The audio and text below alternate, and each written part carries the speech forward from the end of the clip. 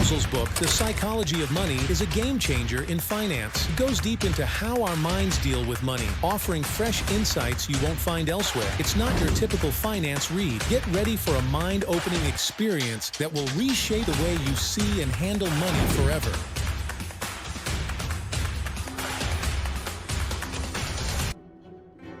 No one is crazy. Money decisions are complex. Factors like upbringing, family income, and unique life events create individual financial perspectives. Despite intelligence and education, our beliefs often differ due to personal histories. The Great Depression marked millions of Americans inwardly for the rest of their lives. But there was a range of experiences. 25 years later, as he was running for president, John F. Kennedy was asked by a reporter what he remembered from the Depression. He remarked, "I have no first-hand knowledge of the Depression. My family had one of the great fortunes of the world, and it was worth more than ever then. We had bigger houses, more servants, we traveled more. About the only thing that I saw directly was when my father hired some extra gardeners just to give them a job so they could eat. I really did not learn about the Depression until I read about it at Harvard." Differences in birth years lead to varying perceptions of stocks, inflation, and more. It's crucial to recognize these disparities and understand that what makes sense to you might seem absurd to another. Money decisions aren't purely rational. They're influenced by personal histories and societal shifts. Our financial landscape is relatively new, with concepts like retirement evolving over just a few generations. We're all navigating uncharted territory, making mistakes along the way. In essence, we're financial newbies adapting to a changing landscape. Recognizing this diversity of experiences can foster empathy and open-mindedness in financial discussions. Lack and risk. In life, luck and risk are intertwined, guiding outcomes beyond individual effort. NYU professor Scott Galloway emphasizes that nothing is as good or as bad as it seems when evaluating success. Bill Gates went to one of the only high schools, Lakeside, in the world that had a computer. In 1968, there were roughly 303 million high school-age people in the world, according to the UN. About 18 million of them lived in the United States. About 270,000 of them lived in Washington State. A little over 100,000 of them lived in the Seattle area, and only about 300 of them attended Lakeside School. Start with 303 million, end with 300. 1 in a million high school-age students attended the high school that had the combination of cash and foresight to buy a computer. Bill Gates happened to be one of them. Now let me tell you about Gates' friend Kent Evans. He experienced an equally powerful dose of luck's close sibling, risk. Bill Gates and Paul Allen became household names thanks to Microsoft's success. But back at Lakeside, there was a third member of this gang of high school computer prodigies. Kent Evans and Bill Gates became best friends in 8th grade. Evans was, by Gates' own account, the best student in the class. Kent could have been a founding partner of Microsoft with Gates and Allen, but it would never happen. Kent died in a mountaineering accident before he graduated high school. And, it's going to kind of set a precedent for future activities, but they said, no, that's fine. And so we actually finished this payroll program. It was a lot of work. The friend who was my age, Kent Evans, and I ended up doing the lion's share of the work. Now, tragically, right as he and I finished that, he was killed in a mountain climbing accident. Every year, there are around 36 mountaineering deaths in the United States. The odds of being killed on a mountain in high school are roughly 1 in a million. Bill Gates experienced 1 in a million luck by ending up at Lakeside. Kent Evans experienced 1 in a million risk by never getting to finish what he and Gates set out to achieve. Recognizing the impact of external forces in success and failure is crucial. Luck and risk, difficult to quantify, often go unnoticed. The stories of successful figures like Cornelius Vanderbilt, John D. Rockefeller, and Benjamin Graham highlight the complexity of attributing outcomes solely to skill or luck. As we seek financial lessons, it's essential to be cautious in idolizing or dismissing individuals and focus on broad patterns, acknowledging the role of both luck and risk. Never enough. John Bogle, the brilliant mind behind Vanguard, once shared a story that left a profound impact on Housel's perspective about money. At a billionaire's party, a hedge fund manager earned a famous author's entire book history in just one day. When the author, Joseph Heller, was told about this, he responded with a powerful statement. He had something the hedge fund manager would never possess: Enough. It's a reminder to cherish what truly matters: reputation, freedom, family, and happiness. And to recognize when I have enough, avoiding unnecessary risks that could jeopardize what's truly important in life. Confounding and compounding. More than 2,000 books are dedicated to how Warren Buffett built his fortune. Many of them are wonderful, but few pay enough attention to the simplest fact. Buffett's fortune isn't due to just being a good investor, but being a good investor since he was literally a child. As of now, Warren Buffett's net worth is more than $84.5 billion. Of that, $84.2 billion was accumulated after his 50th birthday. $81.5 billion came after he qualified for Social Security in his mid-60s. Probably when I was 7 or so, I took this book out of the Benson Library called 1,000 Ways to Make $1,000. And one of the ways in this book was having penny weighing machines. And I sat and calculated how much it would cost to buy the first weighing machine and then how long it would take for the profit for that one to buy another one. And I would sit there and create these compound interest tables to figure out how long it would take me to have a weighing machine for every person in the world.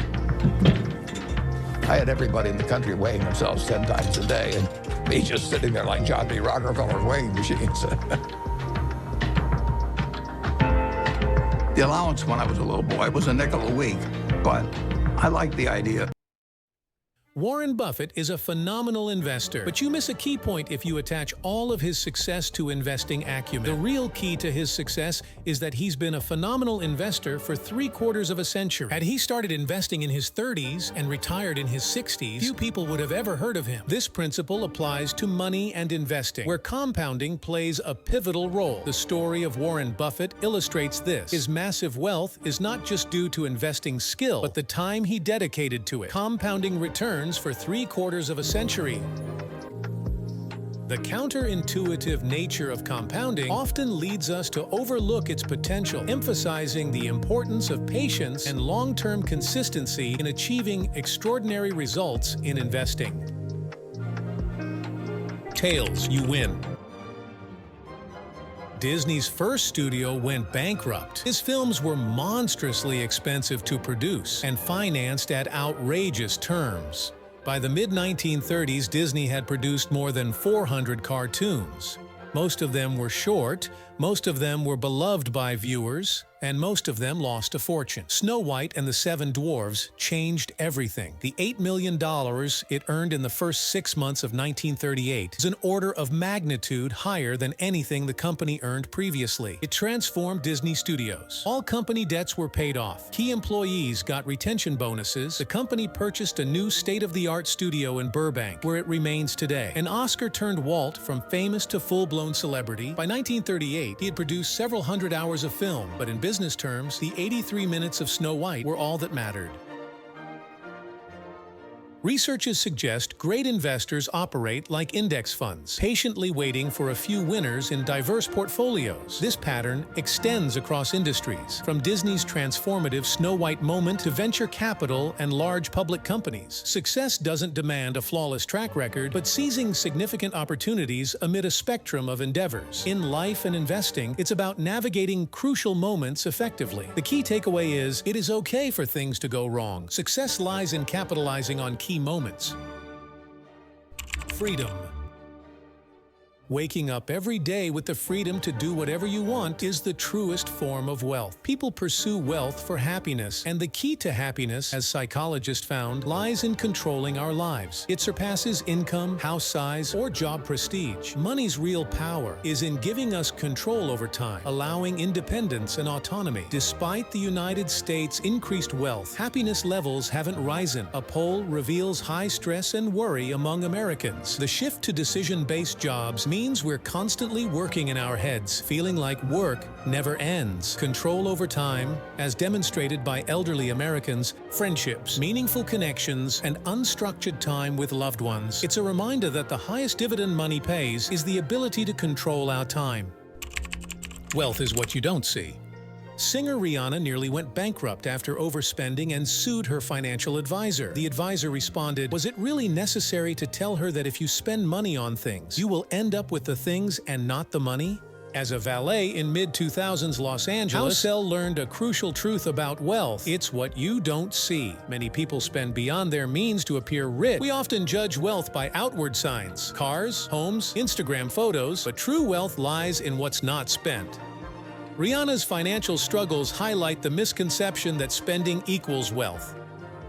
Drawing an analogy to diet and exercise, wealth is like burning net calories. It's the self-control to resist immediate indulgence for long-term benefit. The challenge is finding wealthy role models since their success is hidden. Learning about wealth is difficult when it's not visible. People often imitate what they can see, making it hard to grasp the hidden nature of wealth. You know, there's a story I love I talk about all the time. It's the story of Ronald Reed. He's a humble JCPenney janitor. He lived frugally and he took all of his extra money and all he did was buy stocks of household names. When he passed away at 92 years old, he had $8 million that he left behind, and he gave most of it to charity.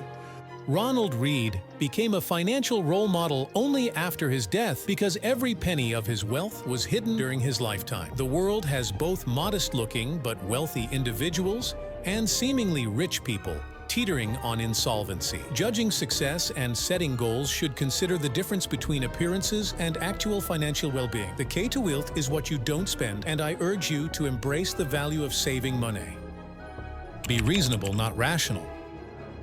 In finance, it's crucial to recognize that you're not just a number on a spreadsheet. You're a person with emotions and imperfections. Rather than striving for cold rationality, aim to be reasonably realistic. Being reasonable is more practical for long-term financial decisions, allowing you a better chance of staying on course. Being technically rational may not align with what is contextually reasonable. Academic finance focuses on optimal strategies, but real-world choices often prioritize what helps individuals sleep at night. Rationality may be hard to justify in everyday life, whereas reasonableness considers social and personal aspects often ignored by strict financial analysis.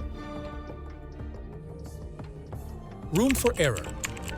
Mike Tyson once said, "Everybody has a plan until they get punched in the face."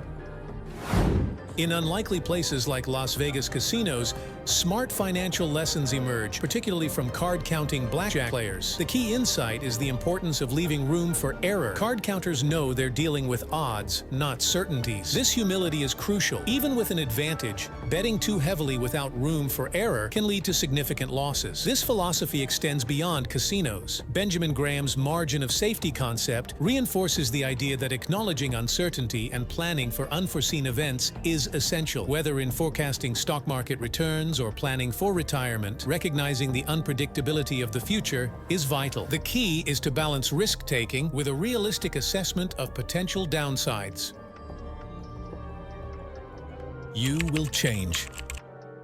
Witnessing a friend overcome significant challenges to become a doctor taught Housel invaluable lessons. However, even after achieving the dream, dissatisfaction emerged due to stress and long hours. This highlights the challenge of predicting our future selves and its impact on long-term financial planning. It's common for people to underestimate how desires and goals evolve over time, known as the end-of-history illusion. While compounding thrives with enduring plans, maintaining balance in various life aspects is crucial to prevent future regrets. Extreme financial plans may lose their appeal, resulting in lasting regrets. To succeed in long-term financial planning, embrace changing minds and steer clear of sunk costs in past decisions. Click the subscribe button to unlock valuable insights that will guide you towards financial success. Thank you for watching.